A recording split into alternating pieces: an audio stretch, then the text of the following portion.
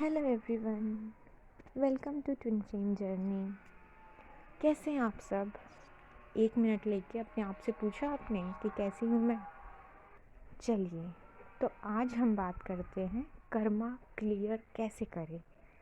बहुत सारी divine feminine परेशान हैं कि मैम कर्मा क्लियर कैसे करना। तो बहुत इजी है, मैं आपको जल्दी से कुछ स्टेप्स बता सकती हूँ जिससे आपको पता चल जाएगा कि कर्मा क्लियरिंग कैसे।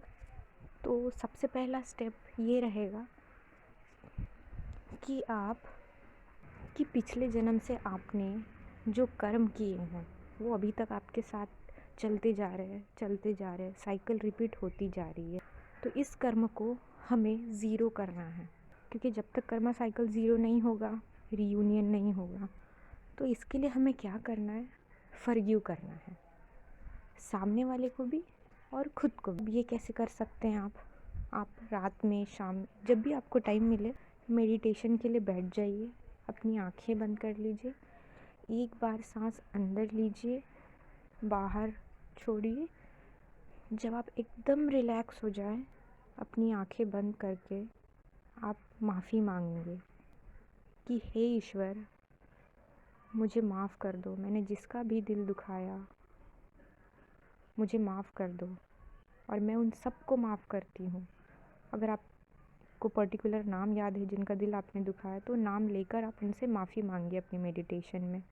और ये भी बोलिए कि आप मुझे माफ़ कीजिए कि मैंने आपका दिल दुखाया और मैंने आपको माफ़ कर दिया। और दिल से वहाँ से वो माफ़ी दे दीजिए, वो एनर्जी रिलीज़ हो जाएगी।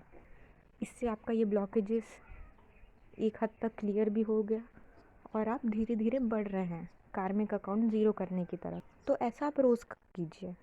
मेडिटेशन के लिए बैठ जाइए और सबसे माफ़ी मांगिए और सबको माफ़ कीजिए जिसने आपका दिल दुखाया। आपका मन नहीं कर रहा होगा माफ़ करने का, फिर भी माफ़ कीजिए। आप देखेंगे कि कुछ दिन ही बाद आपके अंदर एक ट्रांसफॉर्मेशन आएगा। आप हम्बल हो जाएंगे, पोलाइट हो जाएंगे, आपकी बहुत हल्का महसूस करने लगेंगे। तो ये फॉरगिव वाला स्टेप हमने कर लिया। सेकंड स्टेप अब हम करेंगे, हमें अच्छे कर्म करने हैं। जो हमारे पुराने कर्म थे उसका हमें पता नहीं कि हमने कैसे कर्म किए, कि आज हमें ये सब कुछ हमारे साथ हो रहा है। तो हमें नए कर्म जो करने हैं वो अच्छे कर्म करने हैं, सिर्फ अच्छे।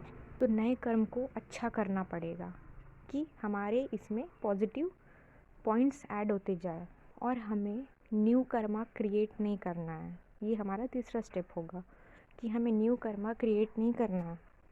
मतलब हमें कुछ भी रिएक्ट नहीं करना है, न गुस्सा, न जेलस, न एंगर, किसी भी भावना पे रिएक्ट करना ही नहीं है। ये नया कर्मा को क्रिएट करने का ये है। तो हमें ये नया कार्मिक पैटर्न क्रिएट नहीं करना है। ये ज़ीरो रहा, क्योंकि एक तरफ तो हम पीछे ज़ीरो कर रहे हैं अपना अकाउंट, तो हमें उसमें और चीज़ें ऐड नहीं करनी है, वरना हम यही करते रह जाएंगे। तो ये 3 स्टेप हो गए। चौथा स्टेप आप ये कीजिए कि हर वक्त चलते फिरते उठते बैठिए अपना जो आभार है वो यूनिवर्स को प्रकट कीजिए कि thank you universe, I love you universe. बस इतना ही बोलना है।